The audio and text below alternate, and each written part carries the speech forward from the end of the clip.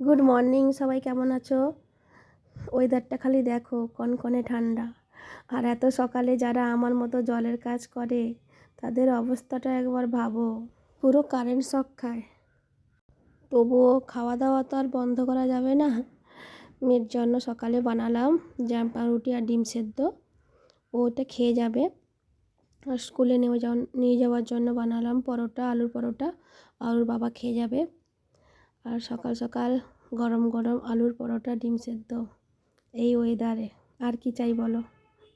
যাই হোক, 8টা বেজে গেছে, দেখো বাইরে তখন রোদের দেখা নেই। মেয়ে রেডি হয়ে গেছে, মেয়েকে নিয়ে এবার স্কুলে দিয়ে আসি, এসে অন্যান্য কাজ হবে। চলে এসেছি বাড়ি। রাস্তায় যা ঠান্ডা ছিল, মানে আমি জমে বরফ হয়ে গেছিলাম। কোনো রকম বাড়ি ফিরে এসেছি। চলো এবার গান শুনতে শুনতে বাকি কাজগুলো সেরে ফেলি। টাটা, সবাই ভালো থাকবেন।